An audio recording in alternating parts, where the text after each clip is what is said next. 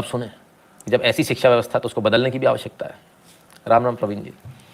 तो कैसे बदला जा रहा है जरा, और क्यों बदला जा रहा है उसको समझिए। कुछ कह रहे हैं मोदी जी। मेरा कहने का तात्पर्य है कि वर्तमान पीढ़ी का ये सामर्थ्य, उनकी क्षमता,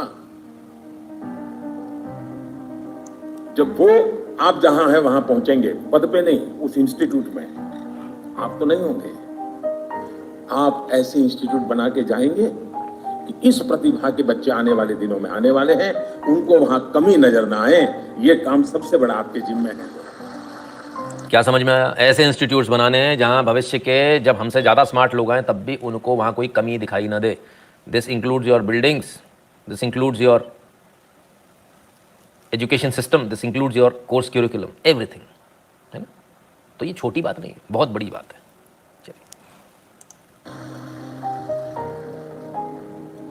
और मुझे विश्वास है कि अगले 3 दिनों तक यहां जो चर्चा और विमर्श होगा उससे राष्ट्रीय शिक्षा नीति के क्रियान्वयन को प्रभावी दिशा मिलेगी। साथियों, आप सभी जानते हैं कि राष्ट्रीय शिक्षा नीति का मूल आधार शिक्षा को संकुचित सोच के दायरे से बाहर निकालना और उसे 21वीं सदी के आधुनिक विचारों से जोड़ना है। हमारे देश में मेधा की कभी कोई कमी नहीं रही है,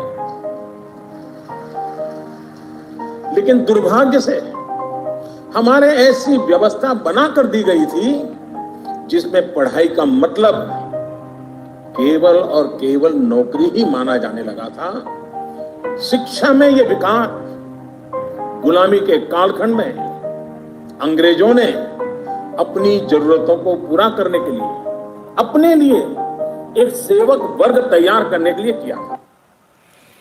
यही बात हम बोलते हैं आपसे लगातार। इस लाइव पर कितने लोगों को याद है कि मैंने इस बात को कईयों बार कहा कि जो सिस्टम एजुकेशन का, ये अंग्रेजों ने अपने लिए बनाया था, गुलाम पैदा करने, हमारे नौकर बने। उन्होंने कभी भी मालिक बनने के लिए नहीं बनाया कि आप हमारे मालिक बन जाओ। आज उसी बात को मोदी जी कह रहे हैं। यहां वालों को किस किस को याद है कि ये बात अपन ने यहां कही थी? जिनको याद है यस लिख दो, जिनको नहीं याद है वो नो लिख दो, कहना नहीं। इसलिए आप हो, सबका बाप हो, मॉडर्न जर्नलिज्म गुरु जी, बिल्कुल एकदम मॉडर्न जर्नलिज्म, बिल्कुल अनोखा, एकदम अलग, सबसे अल्हड़ टाइप का।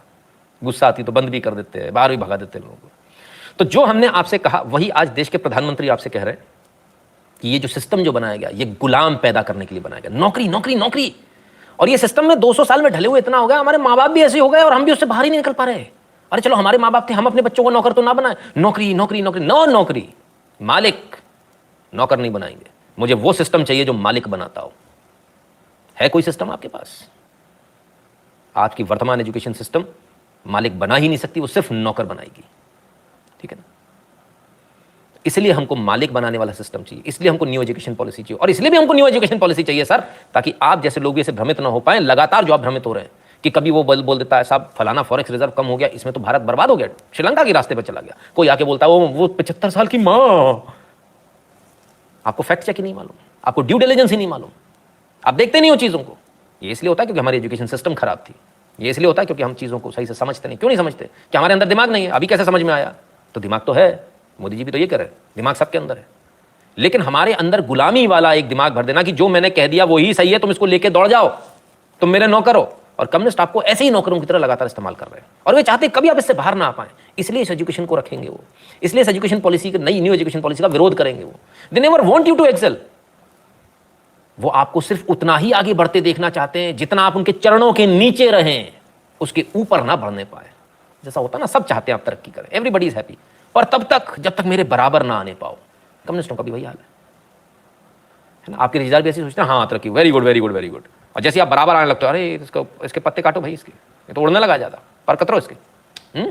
तो अपने ही मनी मन मनाने लगते हैं कि कब इसके पर कतर दे, कोई तो उससे बढ़ जाए, इसको नीचे पटक दे, देन दे आर हैप्पी। बहुत से यूट्यूब पे भी ऐसी होता है, बहुत सारे लोग इसी में गुस्सा होते हैं, इतने सारे लोग देखते हैं उसको, हैं इस टकले गंजे को, मैं कितना खूबसूरत हूँ मेरे को नहीं देखते, इस कम वक्त का देखो कुछ ना कुछ हो जाए, वो यही मनाते रहते हैं।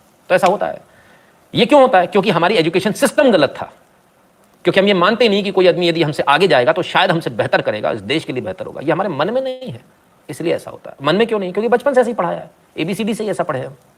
इसको बदलना है, इसी से देश की तकदीर और तस्वीर बदलेगी। मोदी जी ने no doubt but can not control M.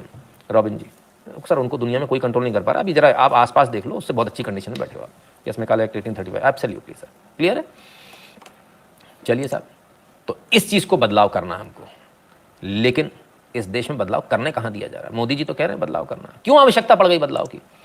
2019 की एक खबर पर ले चलता हूं, आपके पैसों से चलने वाले इंस्टीट्यूशंस हैं। आइए, church to now have a say in saint Stephen's admission process, teachers call move unconstitutional. तो साहब, चर्च के फादर्स बैठेंगे, उनको सुप्रीम काउंसिल कहा गया सेंट स्टीफन्स में। सेंट स्टीफन्स वो कॉलेज है साहब जो सरकारी पैसे से, मेरे और आपके टैक्स के पैसों से चलता है। अगर आपको नहीं मालूम है तो बता देता हूं, गवर्नमेंट की ग्रांट जाती है हर साल, और अगर ऐसी चीजें हो रही ना 2019 में हो रही, सर इनको तुरंत बंद कर देने, पर बंद नहीं कर सकते। तब अपन ने क्या किया? तब अपन सेंट्रल टेस्ट लेकर आए दिल्ली की सभी यूनिवर्सिटी के लिए, इस एग्जाम को दो और इस एग्जाम से पास होकर आओ। क्योंकि चर्च में सुप्रीम चर्च के लोग बैठेंगे, वो सुप्रीम काउंसिल में वो क्या पूछेंगे? ऑब्वियसली क्राइस्ट के बारे में पूछेंगे, बाइबल के बारे में पूछेंगे। आपको कुछ आता होगा? घंटा नहीं आता होगा। 50% तो सीधा रिजर्वेशन था उनका, क्रिश्चियन का 50% सीधा रिजर्वेशन। अगर क्रिश्चियंस का 50% रिजर्वेशन करना तो भाई साहब एक काम करो, हमारे टैक्स का पैसा क्यों डालते हो? हमारे टैक्स का पैसा मत डालो, बाहर कर दो उसको। तो नहीं साहब, वो भी लगेगा। और 50% जो बची हुई सीटें थी उनके लिए चर्च की काउंसिल बैठा दी गई। ना ना ना, 100% के लिए नहीं थी, उन 50% के लिए थी जो जनरल के लिए थे, जिसमें हिंदू तमाम सारे लोग जाते थे। समझ में आ गया? ठीक है, तो ये स्थिति है। तब ये न्यू एजुकेशन पॉलिसी की आवश्यकता पड़ती है, तब ये न्यू एजुकेशन पॉलिसी लाने की जरूरत पड़ती है, और तब इस प्रकार के सेंट्रल एग्जाम लाने की जरूरत पड़ती है, सेंट्रल टेस्ट लाने की जरूरत पड़ती है, जो यूनिवर्सिटी में दाखिले के लिए, तमाम सारे कॉलेजेस में दाखिले के लिए सेंट्रल टेस्ट की आवश्यकता पड़ जाती है। तब ये आवश्यकता पड़ जाती है जब केरल से पूरे 100% मार्क्स दिए जाते हैं, तभी आवश्यकता पड़ जाती है। तो ये जो मार्क्स जिहाद जो है, इसको रोकने के लिए आवश्यकता पड़ जाती है। हमको बहुत सारी चीज़ों को भी समझना पड़ेगा सर, इतना आसान नहीं है। मैं इस लाइव 1.5-2 घंटे के लाइव में आपको बहुत कुछ बताता हूं, लेकिन जो बताता हूं वो इसके बावजूद 5% होता है, 95 फिर भी छूटता है। अब बताइए 2017 की खबर को आज, सॉरी 19 की खबर को आज हम आपके पास लेकर आए, और ऐसे बहुत सारे कांड हैं जो पिछले 70 साल में हुए। शायद मैं अगर 24 घंटा भी लगातार बोलता रहा मेरे बचे हुए जीवन में, तभी भी शायद मैं पूरे नहीं कर पाऊंगा, इतने कांड हैं। और हमको गलतियां दिख रही हैं अपनों में। सर आपकी इच्छा है, खूब गलती ढूंढिए, खूब मौलाना बोलिए, मुझे कोई दिक्कत नहीं है, आपकी चॉइस है। लेकिन इतना याद रखिएगा, ये जो आज आप कर रहे हो, कल आप ही रोगे इसके लिए। हमारा आज का वीडियो आपको कैसा लगा, हमारा आज का लाइव आपको कैसा लगा, कमेंट सेक्शन में जरूर बताइएगा। और 8770720196 पर गूगल पे, पेटीएम, फोन पे के माध्यम से सपोर्ट करना, कंट्रीब्यूट करना, अपनी फीस भरना बिल्कुल मत भूलिएगा। भीम यूपीआई एड्रेस है n.shukla@UPI। जो लोग भारत के बाहर हैं वह patreon.com/नितिन शुक्ला पर और paypal.me/नितिन शुक्ला GWL पर कंट्रीब्यूट कर दे। Like, share, subscribe and click on the bell to receive a notification every time a video is uploaded. If you'd like to contribute to the channel, you can contribute to patreon.com/Sanatani, paypal.me/Sanatani